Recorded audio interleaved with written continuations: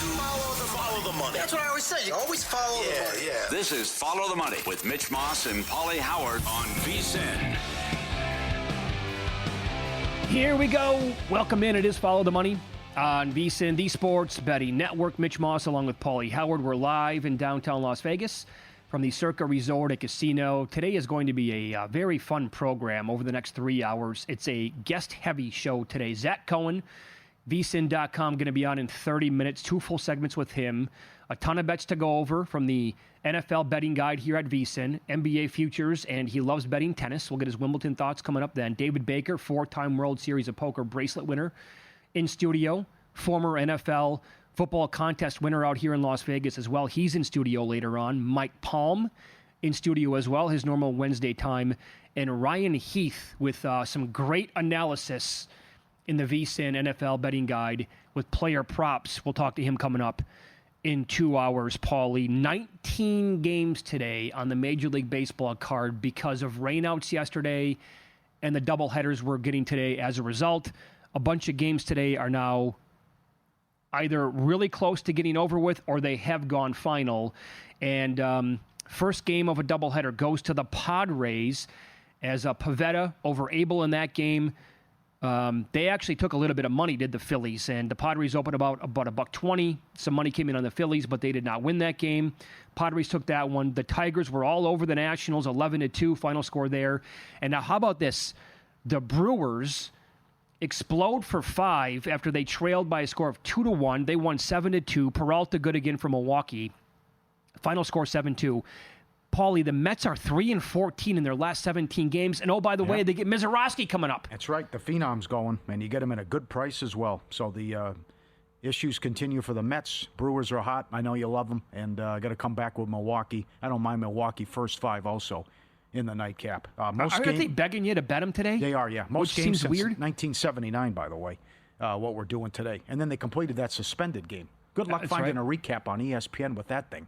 How they go back a day, and then it's like you can't even find stats like it never even happened. But I know. But Boston got by Cincinnati. It is over, yeah, 5-3 final score there. So I'm on the same page as you. I was listening to the fellas on Fantasy Points a little bit earlier today, and they were making the case that Mizorowski just seems so cheap that you have to bet it. Yep. Right? And I'm right there with them. I mean, this number right now, for a guy that he's taking on, and the Mets overall in the season, they've been good at home, but again, in a total tailspin as we speak. And you're looking at that number, and this kid has been in his last. I'll give you the order in order of appearance here. Mizorowski's case by game 5, 6, and 8. Innings pitched 5, 6, and 5. Hits allowed 0, 1, and 2. He's $180 right now to win the National League Rookie of the Year. He's made 3 starts, and yet it's coming down to almost like a pick'em. This feels like the Astros game against Colorado last night. It did, yeah. Well, most people think, well, he can't sweep a doubleheader, so I'll come back with the team that loses in game 2. But you want to try that here? Be my guest. Opponents are 3 of 49 against them, and 19 Ks. Not going well for the Mets. Maybe he gets in trouble with the walks, but I think he's too good right now. Milwaukee's too good. Plus, there's questions about Tidwell as well, which I think the Brewers can touch him up, the starter for the Mets. So Milwaukee first 5, and I do think that Phillies get a split, though. So do I. Cease has been horrendous on the road. 0-5 with an ERA of 6 and change, 9 starts. Schwarber has great numbers against him, hitting .429. And I know we love Sanchez, and I think they'll bounce back. You can get as high as plus 135. Oh, I'm seeing on the run line. But $1.60 at DraftKings. I think the Phillies get the split. So I'm looking at Cease overall on the year, right? The ERA is 4.53, which is not great, obviously. The FIP is much better than that. So the truer number is 3.23, and he has 11.5 Ks per 9. But I can't get behind this guy, especially on the road like you talked about. He's had 2 bad starts in a row on the road, 9 earned runs, 13 hits over 9 innings pitched. And if you go back and look and really crunch the numbers on Sanchez, 93 innings pitched on the year, a 2.79 ERA, the FIP right in the same neighborhood, almost 10 Ks per 9, doesn't allow home runs. And he had 11 Ks in his last start in Houston, and the Astros are like elite when it comes to hitting against lefties, and he's recorded at least 18 outs in 5 straight starts. He had 21 outs twice and 24 in the other. I'm with you on this one. Totally. The Brewers and also the Phillies, man. But when they, that old saying, Paulie, when it looks too easy, a lot of times it is. Mm-hmm. Well, you also have a lot of success. You're playing against these teams that are on streaks, whether they're playing poorly or hot. Miami gets there again last night, 8 in a row. Pirates win again. Giants can't hit. They're a mess. Devers strikes out again. Yeah. You get, again, the Diamondbacks at a great price. And then you got the reeling Yankees, too. Why are the Yankees favored in Toronto? I can't understand that one. And with the exception of one start, I think it was against Philly, Barrios has been solid the last 5 for Toronto. They're plus money at home. If they win, they're tied for first. And to be the latest, they'd be a share of first place since 2016. Yeah. So I don't mind. And Springer's on fire, too. 12 of 26, last 7, hit the 2 bombs while we were on the air yesterday. So I don't, plus money on Toronto, keep fading the Giants, fade the Yankees, and a lot of good games on the card. And what was the other one I was going to say? Oh, yeah, the Orioles. I mean, what was that price yesterday? Good return on Texas on the run line. Right. I know you're concerned about the offense, but Evaldi's had a great year, and he's only $1.40 today. Yeah, so more on the Yankees game, by the way. Warren, who is having a really good rookie season for the Pinstripers, right? And his Ks per 9, they're very, very good for a guy at 26 years old making his rookie campaign. But the splits on the road, Paul, for what it's worth, now that we're halfway through the season compared to when he's playing at Yankee Stadium, on the road, which is where he's at tonight, the ERA is higher than 5.5, and at home it's 3.35. So it's better than 2 runs at home compared to on the road. The whip on the road is 1.45 compared to 1.2.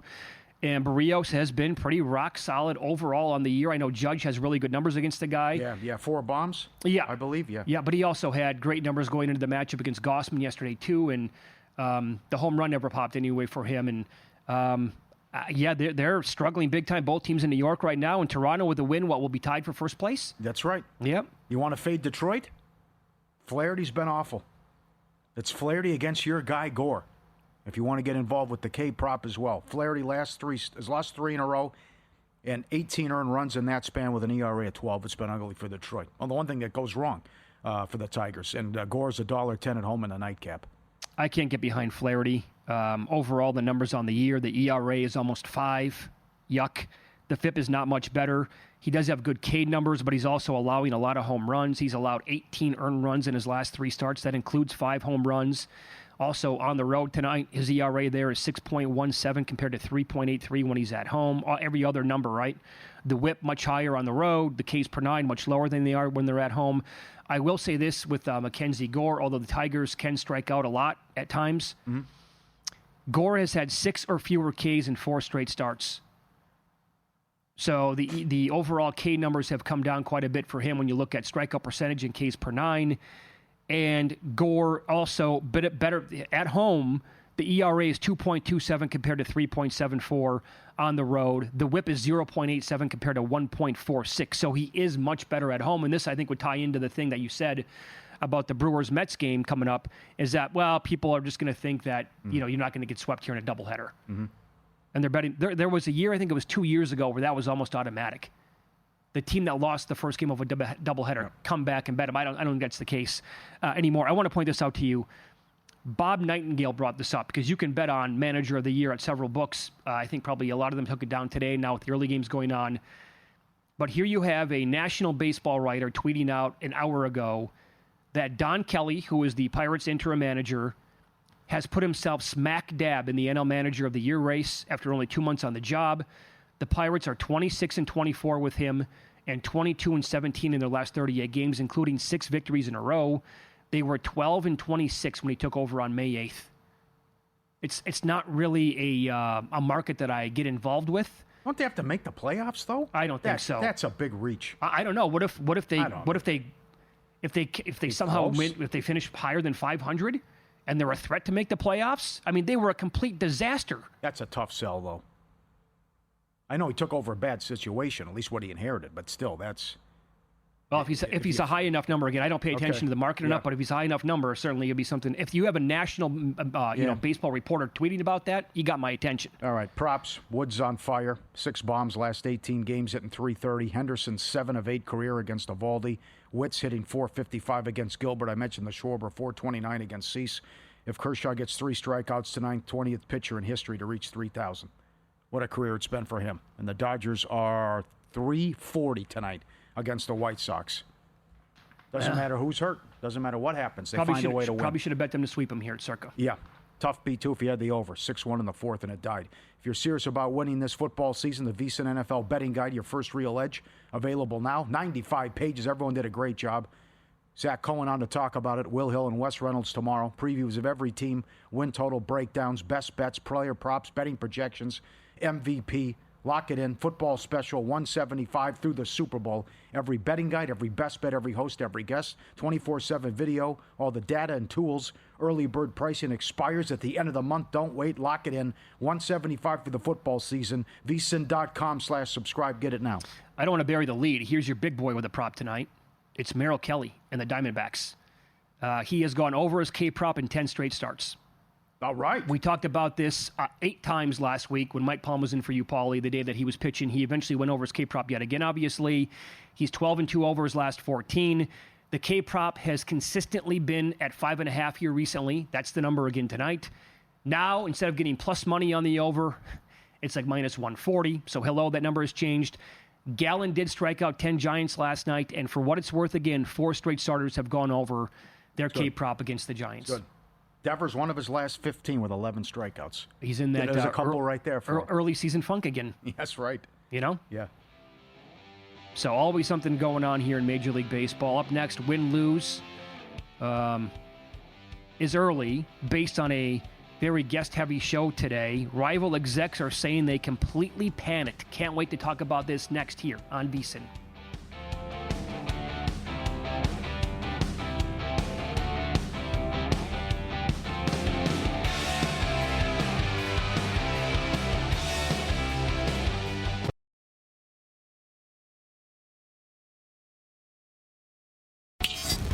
This is Follow the Money on VSiN. A lot to get into here as we welcome in Zach Cohen. Does a great job on the website and guesting on other shows here on VSiN throughout the day and throughout the week. And he joined us here on the Progressive Guest Line. Here's the game plan here with Zach. He has a ton of bets in the VSiN NFL Betting Guide. We'll get to that coming up in about 15 minutes. He also loves betting tennis. That's coming up. And he loves betting the NBA, Zach. And thanks for joining the program today. We appreciate it as always. We just talked about this sport, specifically on the Bucks. I guess, where are you at with that team today? How do you think they've cobbled together a team with Giannis moving into next season? I thought they did pretty well to try to be competitive next season. I mean, I don't really see them winning the Eastern Conference as is. But if this is a guy that wanted to stay in Milwaukee and wanted to have a chance of, maybe winning the Eastern Conference, they did what they had to do. I mean, I know that it seemed like he was upset about moving Damian Lillard out, but bringing Miles Turner in, to me, was trying to rebuild the championship team that they made a few years ago. I think that Turner right now in his prime is very similar to what Lopez was when they won that title. It's a floor spacing big that can protect the rim, and you pair him with Giannis, you have a great defensive 4-5. I just think that they need a little bit more firepower in the backcourt. I would like to see them, maybe go out and get one of these restricted free agents in Cam Thomas or Quentin Grimes over the next couple of days, and they can do that if they dump Kyle Kuzma's salary over to Brooklyn. But I don't know how aggressive they're looking to be. So everyone's got an opinion here on the East with all the injuries and what you could bet from a future standpoint. It's great to see all the activity. What do you think of the Atlanta Hawks now, and what you talked about your article last week and the movement with the Atlanta Hawks before and then after the trades that they made? Yeah, I think I mentioned this in the newsletter, but I took them at 90-1 to win the Eastern Conference the day before they made that Kristaps Porzingis trade. And what I wrote in that article was that they had the ability to make some moves in this offseason. I think I was expecting, singles and doubles. They ended up hitting some home runs. I mean, getting Porzingis for what they got him for, which was essentially nothing, was huge. I'm not sure he's going to end up starting. I think that's still going to be Onyeka Okongwu, who had a really good second half of last year. But whenever Porzingis is on the floor, he gives them a good rim protector and floor spacer. This is a team that now always has guys around Trae Young that are like 6'8" or taller. All of them play both ends of the floor. They have a lot of length. They have guys that defend. They have guys that can shoot. And bringing in Nickeil Alexander-Walker to me was huge because that's just a player that I absolutely love. When you're talking about role players, one that can guard 1 through 3, shoots about 40% from 3, that's somebody that you could either play with Young or you can run the second unit. It was just an unbelievable move for them. And I also liked adding Kennard, who maybe doesn't have a spot for them in the postseason, but is a really good regular season player the way that he can fill it up. He can shoot, no doubt. Yeah. So, all week long, and even going back to like last week, the projections were, who should we grab right now to win the East? It's going to be chaos. Let's grab some big numbers here. And clearly that's something that you've done with a ticket like that on the Hawks.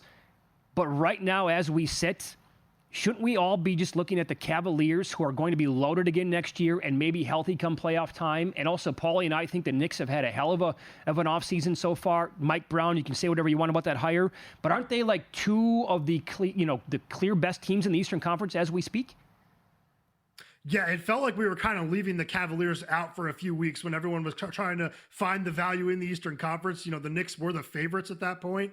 Cleveland did really well in adding Lonzo Ball. I really like that move. I think that he's going to be a perfect replacement for Ty Jerome because he gives them a little bit more than Jerome did. Jerome, obviously a very good three-point shooter, but Ball can shoot the three. He can make plays. He's a really good defender when he's healthy. So I like that move for them. I would agree they're the favorites, and I also did like what the Knicks did. I think, you head into the offseason with very little money, and you desperately need depth to bring Jordan Clarkson and Gershon Yabusele in, two guys that we know can contribute in the postseason. That was huge for them, and I am a pretty big Mike Brown believer. I thought he did a really good job in Sacramento and did not deserve to lose his job there. So I think it was a slight upgrade for them, and it could be a huge upgrade if they do end up adding an assistant coach that has a little bit more of an offensive mind. But I do think that those are the two favorites in the East. I did grab some Magic at 45-1 before the Bane deal. That was another one where wow. I was really early on that too, but it was because I thought they were going to get Anthony Simons, and they ended up getting Desmond Bane. So I got a little bit lucky there. But yeah, it's a kind of a three-headed monster atop the East right now. How about Boston? Now, Brian Windhorst yesterday on ESPN thinks they could be a play-in team. But still, they have a lot of talent. They made some good moves. Could they be top 3, top 4 regular season in the East? What do you think of the Celtics now after the trades? I think they're better than a playing team. I would agree. be shocked if they don't finish top 6. I mean, losing Tatum, obviously, it kills, and maybe losing Al Horford, that would hurt as well. But I thought that Simons was a really good move for them. It's a nice swing on a player that, kind of fits what they do there. He shoots a lot of three-pointers, whether that's catch and shoot or off the dribble. And it's a player that we've seen kind of flirt with 20 points per game throughout his career without really having any spacing around him. So I'm looking forward to seeing what Simons can do in that wide open Joe Mazzulla offense. They still have Derek White right now, still have Jaylen Brown. Like, there's just a lot of talent to work with, and good organizations tend to figure it out. So Tatum being out is a blow, but I still view them as a playoff team. So if we think the East might be wide open despite the Cavaliers and Knicks being really, really good, what do we make of the West then? Because OKC is obviously loaded. They just won the title. I think the Nuggets have had an awesome couple of days here. The Rockets clearly the same thing. And the Wolves have made back-to-back Western Conference Finals trips. So is it really top-heavy in the West in your opinion? Yeah, I think so. I think that there's a three-team tier atop the Western Conference. It's the three teams you just said. I think it's the Thunder, the Rockets, and the Nuggets. And having said that, I would say I believe that there's some value still on Denver at plus 650 to win the conference, only because I do think they're right on par with OKC and Houston, and they're not being priced that way. So I'd be looking at plus 650. I loved what they've done so far. As a Suns fan, I've seen a lot of Cam Johnson. I think he's a much better player than Michael Porter Jr. He kind of gives you everything that Porter does and more. He's a better mover, a better defender, a smarter player. Like, I think he's going to work really well with Nikola Jokic. And then bringing Bruce Brown back, a player that, earned a $20 million contract based on what he did in Denver the first time. Like, he's just such a good cutter, a really good perimeter defender, and a player that, can run the second unit if he needs to. He's a pretty good ball handler. And then Tim Hardaway Jr. for the veterans minimum. That was shocking to me. Yeah. I mean, seeing Duncan Robinson get, 18 million or whatever that was, and then seeing Hardaway for $4 or $5 million, like, those are very similar players in my mind. Agreed. By the way, I got to point this out. So you said it was Windy who brought up the Celtics maybe being a playing team. Can we hear somebody make the same case for the Lakers in the West? Help's coming, Mitch. Are we sure? Help's coming. Their roster isn't close to some of these teams, Zach. Yeah. I would have been really high on the Lakers if they brought back Finney Smith and then landed DeAndre Ayton. Right. Obviously, Finney Smith walked out the door. It looks like Pelinka really destroyed that relationship, and I'm interested in seeing what happens with other agents when they get wind of that. And if they don't land DeAndre Ayton, which now seems a little bit shakier than it did a few days ago, they're in real trouble to me, because I do think Ayton is going to end up with the Pacers as the turnaround. Oh, wow. Here's the latest there. McMenamin's reporting that someone is going to make a big trade, and then they're going to have too many centers. And then that's when the Lakers are going to make that trade to get the center. And that maybe that's not Ayton now, too. So that's, I don't know who that would be. Did he name names? But he did not. No. But that's what his sources That's are going to be a saying. bad center, though, if it's a surplus of Probably. centers and you're trading Yeah. for a third stringer. No kidding. Yeah, I think you're spot on. A couple minutes here. Wimbledon, bets looking for tomorrow. Do you have anything in pocket as of right now? Yeah, one of my big ones tomorrow is Corentin Moutet money line plus 205 against Grigor Dimitrov. It's a big price. Moutet has had a really good grass court season. He's 8-2 in 10 matches. Really has a great game for the surface because he's very good at hitting drop shots. He's very good at hitting slice shots. These are things that are very valuable on grass as opposed to anywhere else. Also good at coming to the net. And Dimitrov is a player that has been, unhealthy for most of this season. He's had 4 retirements. One of them was as recent as the French Open. It did not allow him to kind of play in the lead up to grass court season. So I have questions about how he'll, play in a very physical match. And Moutet is also 2-0 against Dimitrov. One of those wins was at Wimbledon a few years back. I just think this is a match that is way closer to 50-50 than the odds suggest. Very good. Did you grab any other women's? I read your story about the women. We've had a lot of chaos. Well, we did anyway in the first day or two, first round anyway. Did that open it up big time for you to say, you know what, I might as well grab a couple of other long shots here? I had about 1 million futures, so I didn't add anything else. I mean, there was a lot of chaos here, but it was kind of expected chaos in some cases. I mean, I had Pegula to make a deep run, so that was one that I did not see coming, especially with her winning a title in Bad Homburg last week and beating Iga Swiatek in the final there. She's a very good grass court player. Coco, though, is a player that has struggled at Wimbledon in her career, never has been past the 4th round. So I kind of viewed that quarter as one with opportunity. And that's kind of why I think Iga is going to emerge from that quarter, though Rybakina is in there too. She's a proven grass court player. So I didn't end up adding anything. I still have a lot left, but I will say, for as chaotic as it seems that it was, the Goff one was at least surprising of all. Okay. Did you bet anything on the women's side for tomorrow? Not yet. I Okay. do not have any women's plays on the tomorrow. Yeah. Very cool. Zach, hang tight. You're cool enough to hang out for 2 full segments with us here and Follow the Money. It's VSiN, the Sports Betting Network. You have a ton of bets in the VSiN NFL Betting Guide, which is out as we speak. Go to vsin.com/subscribe. We'll run down some of those bets with Zach coming up next. I will tell you this. He and I are on the same page with this team, but he is much stronger than I am, and I have a pretty strong opinion and a healthy bet on them. Find out who that is next here on VSiN.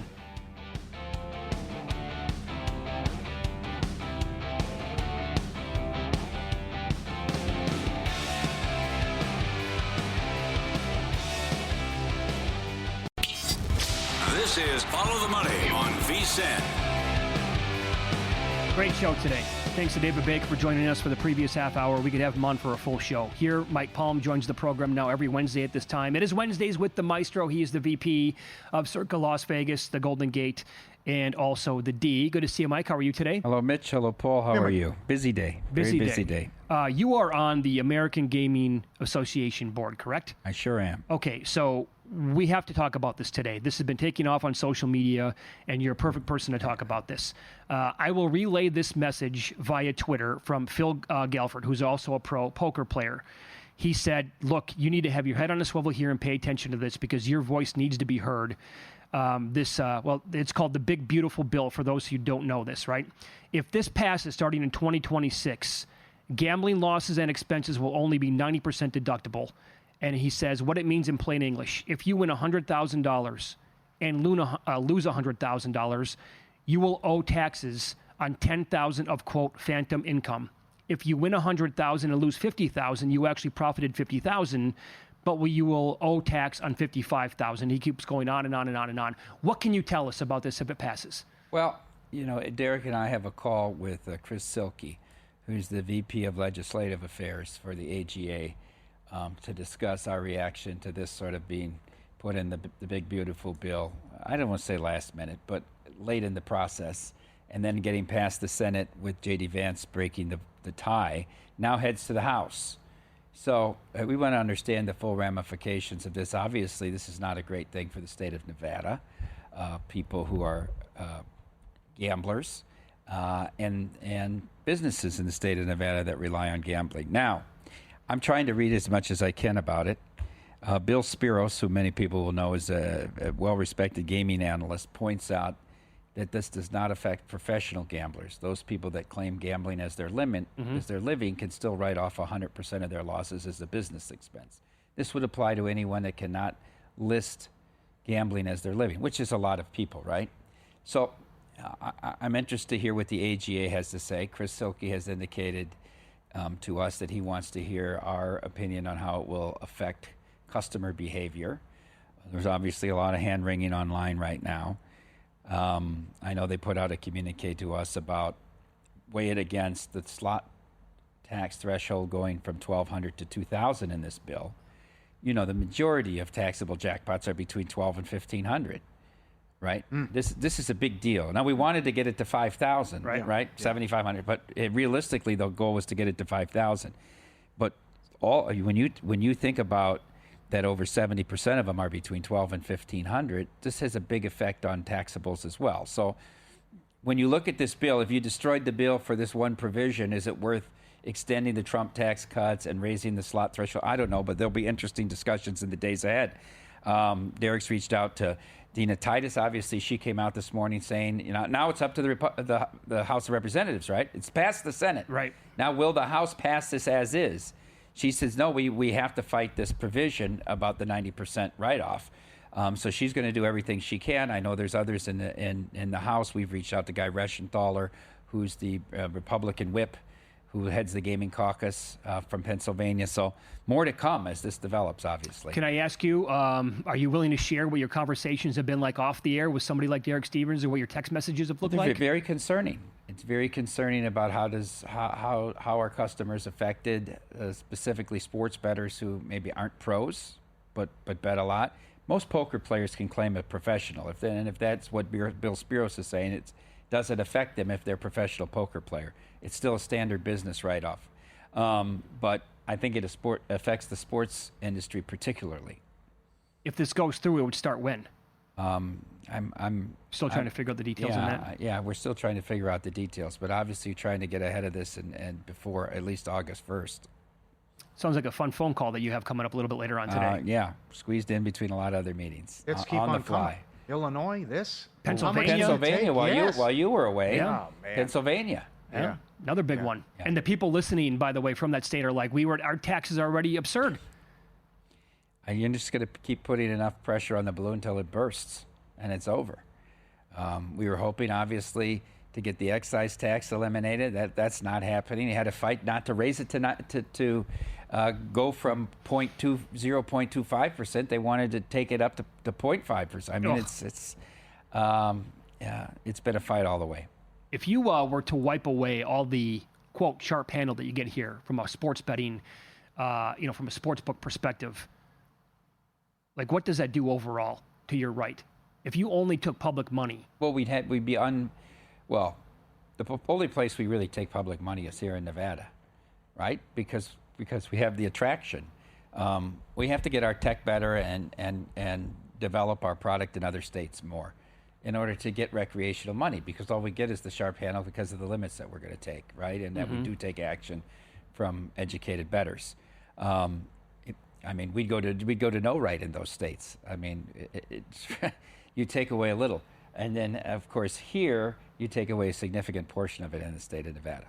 Right? Wow. The accounts that have millions in them are not the recreational accounts. No, I would think not. And I'm guessing that you have more than a handful of accounts that have $1 million in there or more. Dozens. Dozens, yeah. Okay. You're a big NHL guy, big Major League Baseball guy as well. Did anything happen this week in the NHL? Because we were live on the air when the Marner News came down. I grabbed a little Golden Knights 10-1 to win the Cup. Did anything happen to you where, like, I need to make a bet right now? No, I don't know. I have my opinions have been set on these teams already. And I did take some small money on a few longer shots. I've been eyeing the Ducks for several years. Yeah. I dipped my toe in at 125-1. They made a huge 21-point improvement. I also bet them to make the playoffs at a positive number. I was interested in Barry Trotz's statement, who's now GM of the Predators, asking why they didn't make more moves. And he said, we built this team to win, and we're confident that this team will win. We had a year to get out of the way of our headspace and working together as a team. Don't bet against this team. I thought those were interesting comments. I took a little of them at 45-1 And I really believe this Canadians team is 1 or 2 players away from making a deep run in the playoffs. So I took a little limit, 55-1. All 3 of these teams to make the playoffs, yes, at a positive price. Canadians, huh? Close? They're closing in? I think this is a really good young team. They have a great atmosphere there in Montreal. They can't wait to have a winner again. We saw how hard they pressed the Caps in the playoffs. I think this team's close. Good young stars, young core. I'll ask you about this with the Golden Knights. I was going down like a rabbit hole on X the other day to some of the breaking news, right, with the trade, Nick Waugh going back to Toronto, and people were saying, from the Toronto perspective, right, who watched Marner play for several years, they're like, let me tell you right now, Vegas fans, enjoy it in the regular season, have fun in February, March, and April, but I'm telling you, get ready for disappointment in June. We heard the same thing about Eichel, didn't we? Didn't we hear the same thing when we got Eichel? Yeah. Well, exact same thing. You got a guy that was not a good locker room guy. They never won anything in Buffalo. What are you going to do with the Jack Eichel? I think it's sort of similar here. I think it might be a different culture, and you don't have all that pressure that you do up there in Toronto, where the whole media is willing to jump down your throat every time there's a hiccup. Very good. Who was it who said, was it Bennett or, no, it was Kachuk. If you switch teams, they'd win it every year. Yes. If they played here where there's no media, they'd win it every year. Yes, that's a good exactly point. what he said. Yeah. There's no pressure. That's right. Yeah. But also, Vegas is a proven winner and a great organization, and even a bad season is getting maybe to the second round, or they find a way to get to the conference finals, and we know the history of the Maple Leafs. I mean, you have to tip your cap to the organization. Yeah. They go for it They every do. single year. Yeah. They're not afraid to change. They're not afraid to mix it up. Oh, they take massive swings for the fences almost every offseason. They just changed the president, right? They just changed Kerry Bullpulse out, brought the guy in from the Vikings. You're right. They take swings. Yeah. So I know this here. You guys went to like 7-1 or plus 750 on them. I'm guessing the assumption was, well, I mean, after this trade for Marner, we'll take bets on whatever number we post, so we don't have to have 10-1 up on them. No, you take bets whatever number you post anyhow, but Sure. then you want to take bets from more than just the locals as well. All right, we saw Beverly yesterday. She was ecstatic that the shower lived up to the hype, absolutely. Met that crew, and everyone loves the all-in package. Everyone we talked to this week was staying here. Bad beat for our guy, though, who had the cabana yesterday. What a tough beat with the weather. For Cody. Oh, Any man. bad beat refunds there, Mike, with the weather yesterday? I don't know. That's the empathy package. That's right. Go all in. Circa Las Vegas, the ultimate getaway. $400, 2-night stay at Circa. $100 dining credit. $100 beverage credit, which our friend from Japan took advantage of. Your own day bed at Stadium Swim. Irv got that. $400, limited time through September 4th. Lock it in now. Your all-in summer package. CircaLasVegas.com, whether you want the cabana, a booth here at the beautiful sports book. CircaLasVegas.com. Go all in at Circa. Yeah, for those who don't know what we're joking about, obviously you don't live here. It's monsoon season a little bit early, and yesterday was a doozy outside with the rain, with the desert blowing all over. It looks like we had a haboob in town. Traffic lights out. Was a Downtown, mess. total mess with the traffic lights. You're right, Paul. So, of all days to come here and get the cabana, that happened. All right. Up next, we'll get into today's Major League Baseball card with Mike, and also the WNBA gives us a new definition of charity.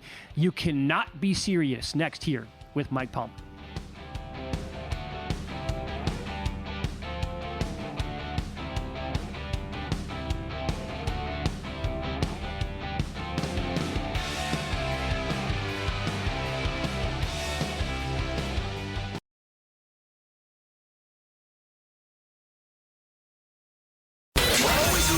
Follow the money. That's what I always say. You always follow the money. Yeah. This is Follow the Money with Mitch Moss and Paulie Howard on VSiN.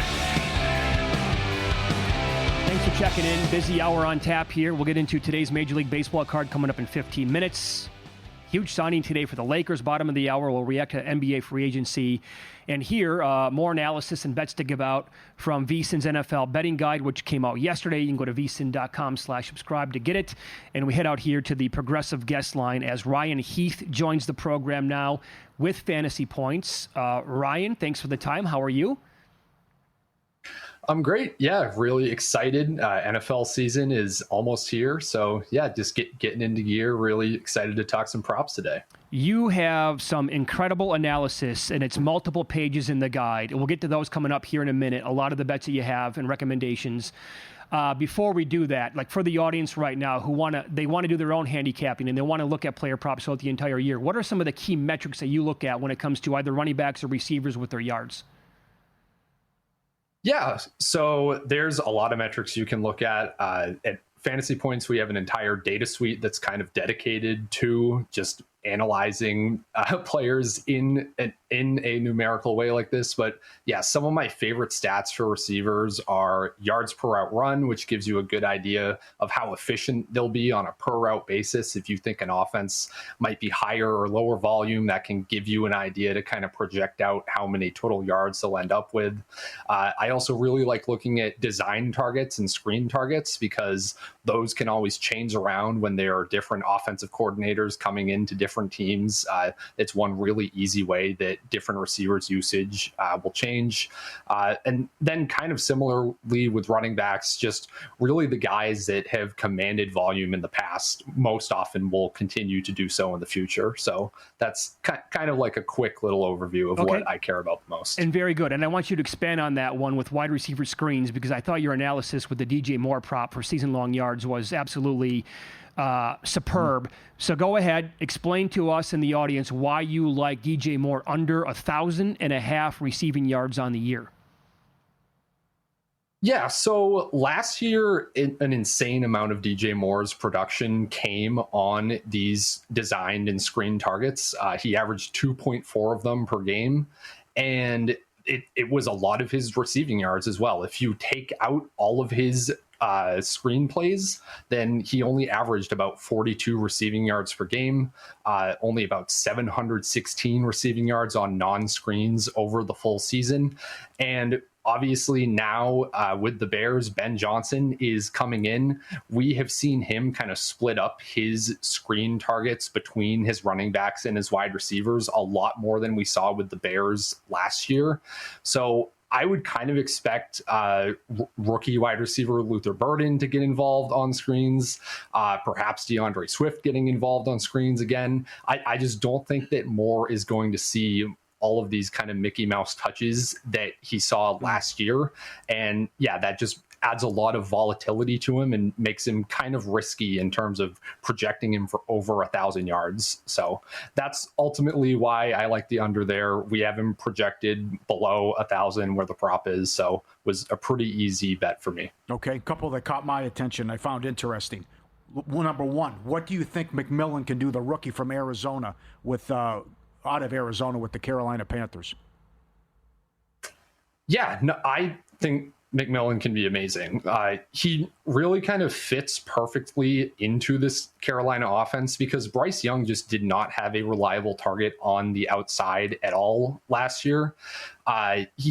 Young had a lot of throws that were on target that our film charters will watch and grade as, okay, this was an on target throw. And then his receivers just dropped them, right? Xavier Legette and David Moore were two of the worst receivers in the league last year in terms of drops from outside. His receivers dropped the most air yards in the NFL last year. So it just makes a lot of sense that 8th overall pick, Ted McMillan, is going to come right in and immediately just play a full-time role. Also, really importantly, wide receivers that have gone top 10 in the NFL since 2021 have averaged just over 1,000 receiving yards as rookies, right? And McMillan's prop is down at 800 yards in most books. So that was a pretty easy over for me. Okay. And got lost in the season last year, that the bad season that the Jets had. Adams did put up some huge numbers. Kupp leaves. Puka's a star. What can Adams do with Stafford now that he becomes a Ram? Yeah, Adams can be awesome this year. He showed really no signs of decline kind of in any of his underlying metrics last year. So I am not really afraid of him in terms of him being too old or falling off the cliff. And in this Rams offense, we have already seen like a proof of concept of two wide receivers coexisting and just consolidating all of the targets. Last year here with the Rams, Puka Nacua and Cooper Kupp combined combined for a 67% target per out run rate, essentially. No other Rams player with over 100 routes was targeted on more than 12% of their routes. So really almost any time that Stafford dropped back with Nacua and Kupp on the field, it was going to one of the two of them. They both ranked top 5 in targets per out run. We've seen Adams do the same thing alongside Garrett Wilson, who is just as stiff target competition. Adams top 5 in first read target share last year. All of our kind of separation charting looked much better for Adams last year than it did for Kupp. Kupp really was kind of falling off down the stretch, and Adams, as I said at the top, is really still playing kind of at the top level of his prime. So yeah, I really like Adams this year. I went over 950 receiving yards for him and feel really great about it. Right. Excellent. Yep. Follow the money here on VSiN, the Sports Betting Network. Our guest, Ryan Heath, he's with Fantasy Points, also has a ton of bets that we're going over right now that you can find in the NFL VSiN betting guide, available right now at vsin.com/subscribe. We'll get to some of them here, but we're not going to get to all of them because he has a ton of pages in the guide itself, and also like a recommendation for every single team. RJ Harvey to win Offensive Rookie of the Year. Why are you so high on him? Yeah, so this one is very much like a Sean Payton take. It's just how the Broncos head coach Sean Payton has always used his backfields. Going back to like 2011, he's almost always ranked like first or second in running back usage through the air. And that just fits exactly what RJ Harvey can do, right? He's an extremely explosive pass catcher, very athletically similar to Reggie Bush, which is kind of fun. He's actually the first running back that Peyton has selected on day 2 since Alvin Kamara. So I think the Broncos have really big plans for Harvey this year. And if that's the case, then in a rookie class where there is not like a standout quarterback, it kind of makes sense to me to take these longer shots on some of the running backs that I think can be surprisingly productive immediately as rookies. For Harvey to win Offensive Rookie of the Year, we'll probably have to see either like an Ashton Genty injury or Genty to just disappoint and the Raiders in general to disappoint. But that is not out of the realm of possibility. And yeah, I mean, you're getting around plus 3,000 on RJ Harvey at most places, so I just really like that bet. Okay, this one's great. Offensive Player of the Year, Bowers 60-1. So he had lousy quarterbacks, and he still had 112 catches for over 1,000 yards. I'm not saying Geno Smith's a Hall of Famer here, but state your case here for what Bowers can do and the numbers he can put up in order to cash this ticket or be in the mix, please. Yeah, so just to drive home how amazing Bowers was last year, he averaged 2.11 yards per route run. That's the most by a rookie tight end in the history of Fantasy Points data tracking these statistics. And also, even more impressively, the rest of the Raiders receivers averaged just 1.12 yards per out run, which was third lowest in the NFL. So kind of the difference between Bowers' efficiency and the rest of the team just really sticks out and suggests that he is one of the biggest like alpha target dominating tight ends that we have ever seen. If anybody is going to give Travis Kelce and Rob Gronkowski a run for their money over his career, it is going to be Bowers. And yeah, Geno Smith, I am generally a believer. He has been excellent over the middle of the field, especially. Had a very high target share to the slot where Bowers often plays when he was playing with the Seahawks. So I think just my favorite way to bet on Bowers this year is to just go for that long shot Offensive Player of the Year bet. It's 60-1, as you said. It's just kind of a fun one to have in the portfolio. There we go. We're only scratching the surface here with Ryan, and you can follow him on X. He is at RyanJ_Heath with Fantasy Points. You can get all of his analysis and all of his recommended bets in the guide when you go get it. It dropped yesterday. Available at vsin.com/subscribe. Ryan, thanks so much for the time, and we'll talk to you soon, okay? Yeah, absolutely. Thanks for having me, guys. There you Good go. job. And Thank he you. was on the Progressive Guest line. It's available. Get it now. Over 90 pages. Oh. Team preview, win total breakdowns, best bets from everyone, player props, betting projections, MVP, Rookie of the Year. It's part of our football special. Lock it in through the entire season. 175 through the Super Bowl. 175. Every guide, every best bet, every host, every guest, 24/7 videos, all the data and tools at vsin.com. It expires at the end of the month. Go grab it now. Tell your friends. 175 for the full season. vsin.com/subscribe. Sign up today. vsin.com/subscribe. I don't know which is my favorite one there with the breakdowns. The R.J. Harvey Offensive Rookie of the Year thing, I mean, as soon as he was drafted, that was kind of a popular thing, but I can absolutely get behind that. Bowers 60-1. What's he have to do? Got that? Yeah. That's... Well, can he? What if he has like 130 for 1,400 yards and 10 touchdowns? Yeah, right. As a tight end? You can't stop it. Keep throwing it to him. I know. We'll get into Major League Baseball up next. He has cashed in on this prop in 10 straight games. Find out the player coming up on Follow the Money. It's VSiN, the Sports Betting Network.